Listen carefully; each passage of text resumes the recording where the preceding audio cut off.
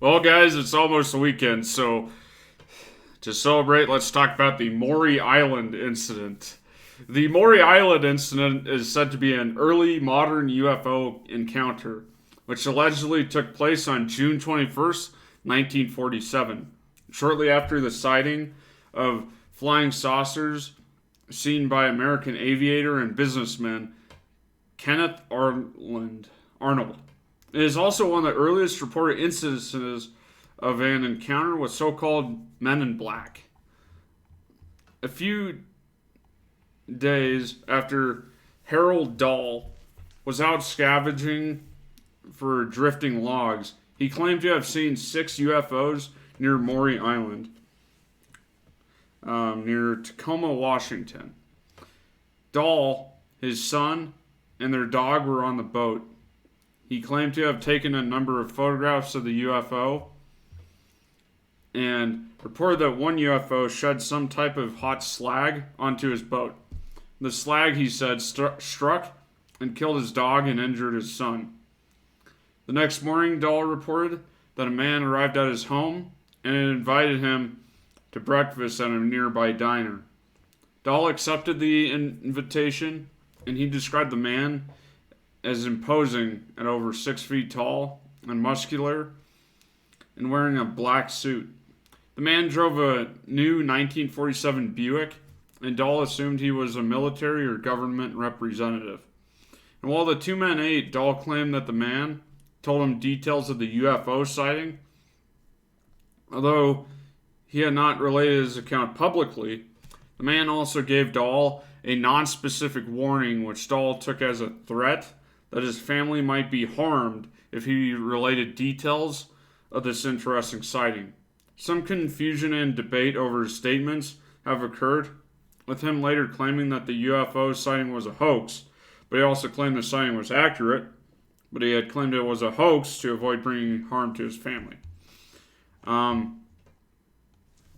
So in spite of the threat by the, man in black that got him lunch at his local diner, how scary, Dahl reported the incident to his employee at his sawmill operation, Fred Crisman, who had long claimed to have experience with unusual phenomenon, and who was also the owner of the boat used by Dahl. Crisman and Dahl also had a joint venture to retrieve drifting logs from Puget Sound as a source of raw lumber. Crisman sailed to the island the following day and said that he did spot a craft briefly, but it went behind a cloud. He gathered more of the slag which he found littering the beach area, and then he sent a sample to Chicago with a request for it to be tested. And according to the FBI report, Crisman either sent it to Ray Palmer or sent it to a friend at the University of Chicago who failed to identify the material and then sent it on to Ray Palmer.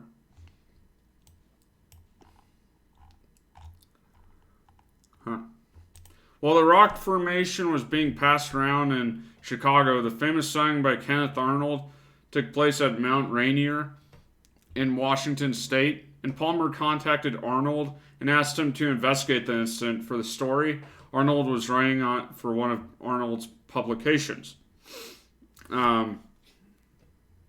Arnold flew from Boise, Idaho to Tacoma and met with Crisman, Dahl, and at least 3 military intelligence officers at the Winthrop Hotel there. And during the meetings over several days, an unknown person began leaking details of the UFO sighting at Maury Island and the meeting in the hotel room and details of the conversation there to reporters at the Tacoma Times and at the United Press. The anonymous caller also contacted the Seattle Post Intelligencer and the Boise Statesman.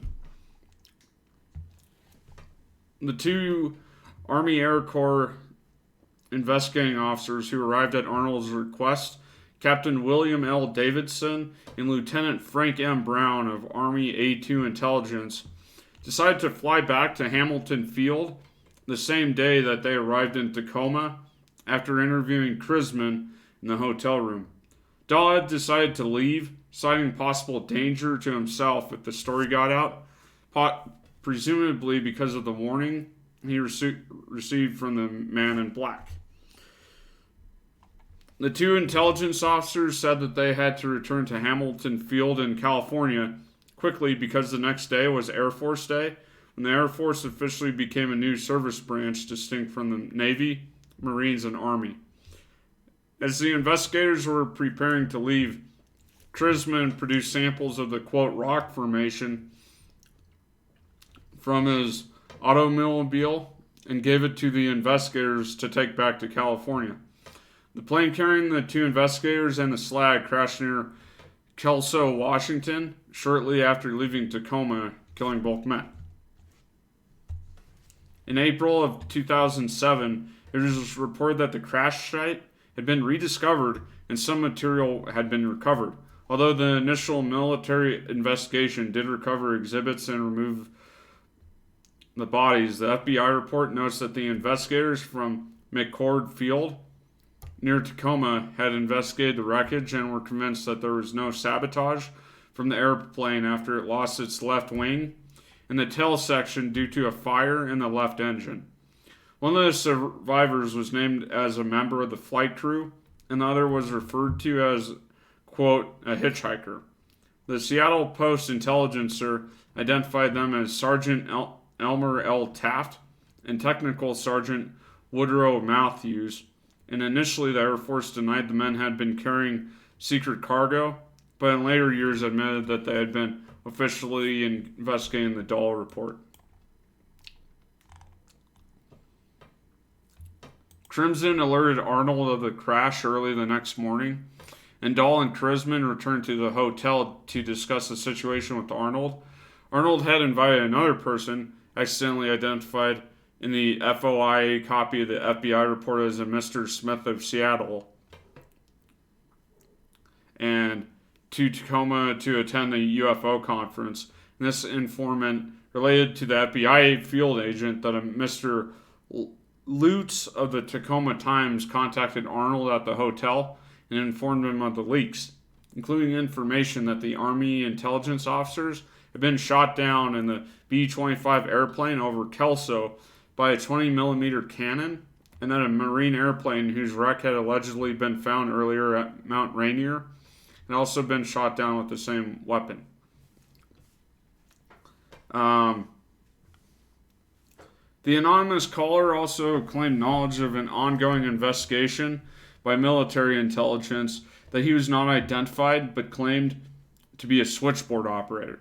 Mr. Smith informed the FBI that the switchboard operator at the Winthrop Hotel in Tacoma was not a male, and the anonymous caller also said he was not interested in providing a scoop to any certain media outlet, but wanted the news, quote, to get back to New Jersey.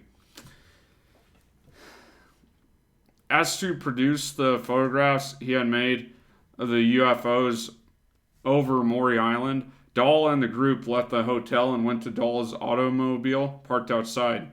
He then claimed that the photographs had disappeared from his glove compartment, and initially he had said that the photographs had disappeared, that they didn't turn out and were marred by white spots that appeared on them. He didn't change his story, and the group knew the photographs were of poor quality. And later, UFOologists revisited the issue of the photographs with Crisman, prompting the claim some copies had survived, but they were unable to find any photos. So,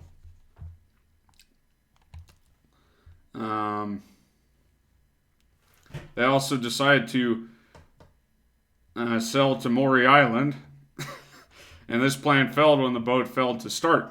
That's where the UFO had damaged the boats. Crisman pointed to the windshield, the klaxon, and a light, and Smith told the FBI that there were signs of recent repairs to these parts.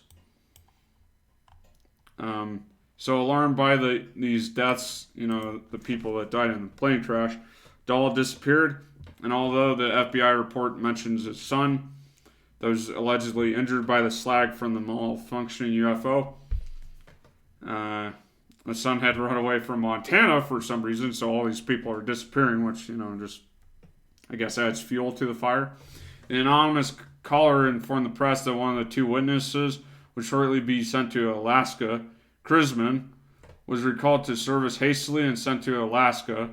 He was a World War II vet. And then he was posted to Greenland. And, yeah. So, Arnold found himself unable to complete the story for Palmer, and samples of the slag provided to Arnold and Palmer also allegedly went missing, and Arnold was allegedly advised by Ted Morello of the United Press that, quote, "You're involved in something that is beyond our power to find out anything about. Get out of this town until whatever it is blows over." So Arnold decided to fly home. He stopped for fuel in Pendleton, Oregon, and shortly after taking off again, his engine froze in midair, and he managed to land the plane safely despite the emergency. I mean, I guess he didn't die in a fiery hellfire, right? And then Paul Lance of the Tacoma Times died within 2 weeks of undetermined causes. Ted Morello moved to New York until his death due to a stroke on September 15, 2007. Was a well-respected correspondent to the UN. And in retrospect, Albert K. Bender later seized on Dahl's story and printed it in his newsletter. And in 1953, Bender claimed 3 men in black visited him and warned him to stop his UFO research, which he did for a decade, closing down his International Flying Saucer Bureau. But in 1963, he published his story, Flying Saucers and the 3 Men, placing him beyond the pale of even the UFO research community because of his claims about the men in black. This has been your host, Luke. Like this video if you liked it. Subscribe for more. I'm looking forward to the weekend. Oh my god. This is going to be a good weekend. And I got a new tattoo. There's my other one. It's a crashed UFO. But like that one, it's kind of hard to see. But it's like a UFO abducting Bigfoot. It's pretty sick. Have a good night. Bye.